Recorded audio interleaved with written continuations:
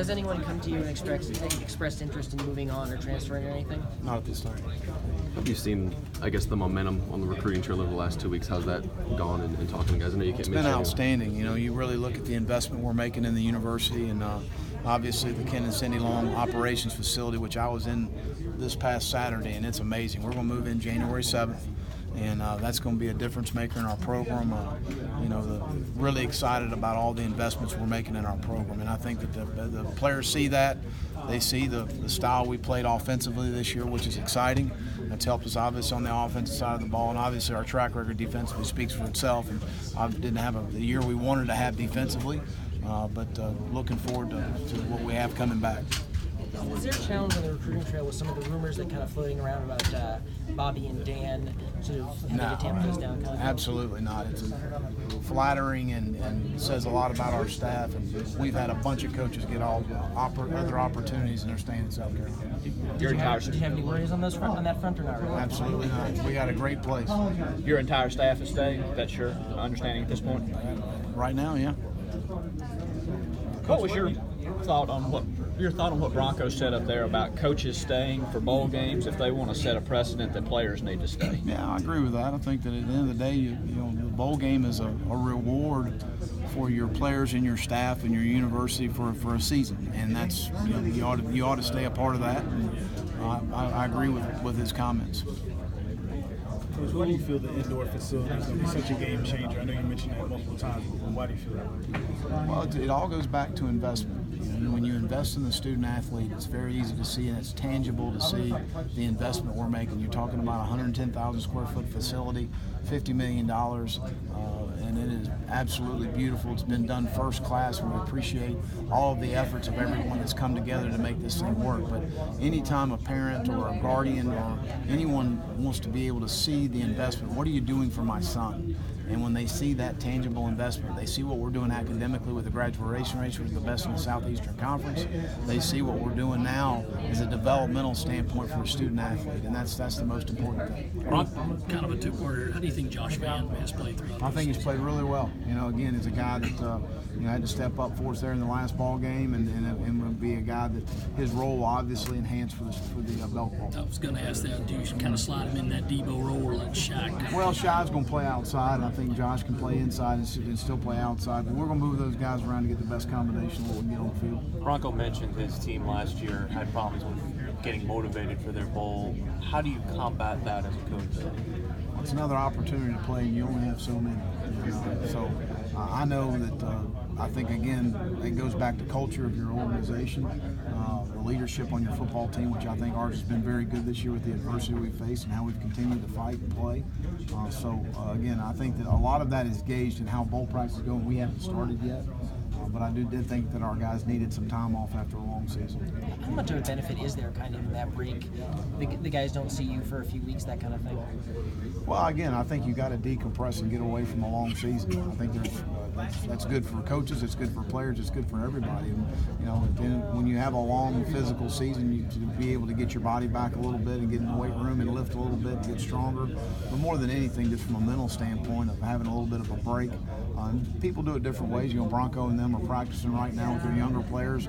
We choose to stay on the road recruiting and put it all in 1 week and not break it up as much. It's just my preference as far as preparing our team. Well, I believe I read the schedule correctly. You're going to let the kids off on the 20th, and then they'll be back 22nd, and then be back 25th. We'll start practice on the 17th on Monday.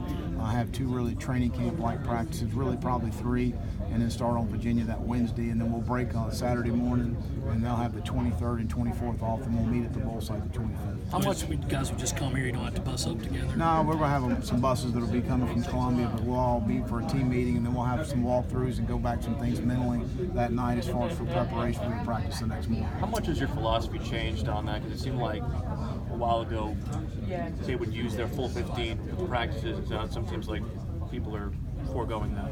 I think that, again, it becomes almost punishment to play a bowl game if you got to practice, 15 more practices. At the end of the day, I want it to be a reward for the season that we had. Obviously, do we need to get the practice time in and practice? Absolutely.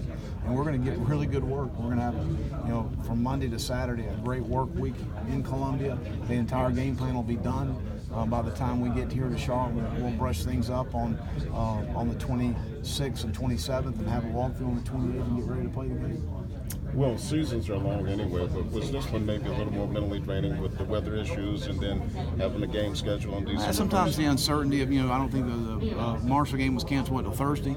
Maybe it was Wednesday afternoon or Thursday, and that's a little frustrating to go through the game plan and practice all week and then you don't get to play. So that was a little frustrating, but it is what it is. We got 2 open dates next week, and our guys were able to go through that, and we played probably one of our better games on the road in Nashville that next week. So we handled it well.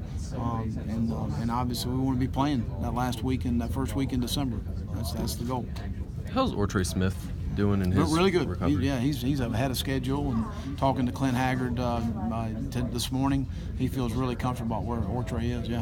Well, can you get early enrollees, not looking for names or anything, but early enrollees in to go through bowl practice? Is that possible? Yeah, it's a little bit more difficult from a standpoint of, they've still got to go through an acclimatization period. Sure. Spell that. All right. But they have to go through that as far as 2 helmets practices, 2 shells practice, and then a full pads practice. But they can be a part of meetings, which I think is important. They can be a part of the tempo of practice, which I think is really good. So there is a benefit from it. There's a possibility we may have some. Do you have a breakdown, at least speculation on percentage what you expect to get next week as opposed to February? Well, yeah, I think, I don't want to don't hold me to it, but I would say in that 20 range.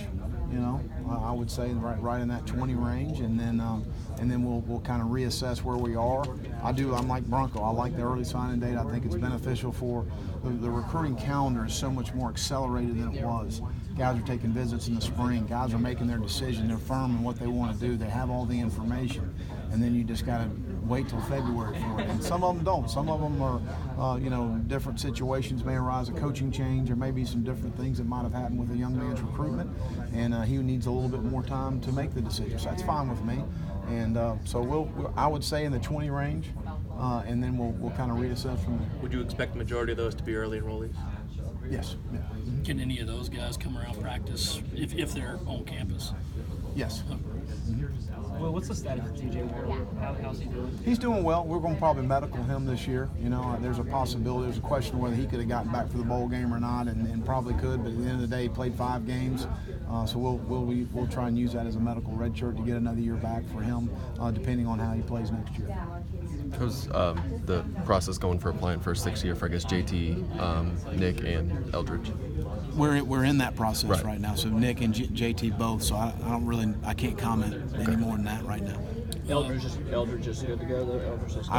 We're still in that process. Mm-hmm. Basketball team plays 19th and 23rd. Will Evan be with them or come back with you guys? Well, I hadn't talked to Frank about that. That was part of Evan's recruitment. He wanted to play basketball, and I said, well, we're not practicing and we're not preparing, and you need to be a part of that. He came up to me after the Akron game and looked at me, and I said, yep, you'll be at practice tomorrow. So, I know he's contributing. I know he played well against Michigan, so I'm really happy for Evan. And if he's helping our basketball team, he needs to be helping them. But when we're practicing, he should be back at practice with us. But I haven't talked to Frank yet. But you guys start again on the 17th? 17th. A lot of times they practice in the afternoon when we're not in class, and we practice in the morning. He did that last year because he went up and played in the game last year, practiced with us in the morning, practiced with them in the afternoon, and then the next day he wanted to contribute and play in the game. I asked Frank, I said, is he in the game plan? He said, he's in the game plan. I said, good, let him go play. But he's doing a really good job academically, and that's the whole deal. If you do a good job academically and you keep your grades up and we don't have any issues off the field, and Evan's been great. He's worked extremely hard.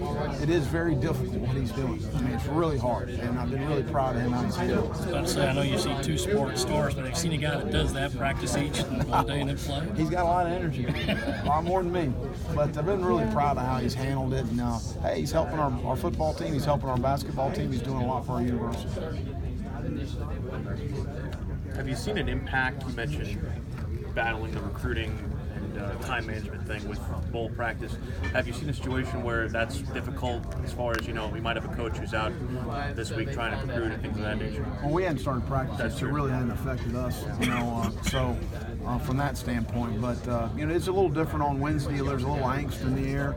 when you're sitting there waiting on the pictures to come in. We don't wait on fax anymore. They take a picture of the NLI and send it in. So when you're waiting on all those to come in and you say 7 o'clock in the morning and all of a sudden it gets 7:30, it gets 7:45, we got meetings starting and you're a little nervous in the meeting as you're sitting there checking your cell phone, which we don't have cell phones in our meetings except for on that day, and don't have cell phones at practice except for that day. So it's a little frustrating. I'd rather not have to deal with that, but that is what it is. Cell phone on ringer or vibrate? Vibrate. Don't disrupt the meetings. Does Steve come in before?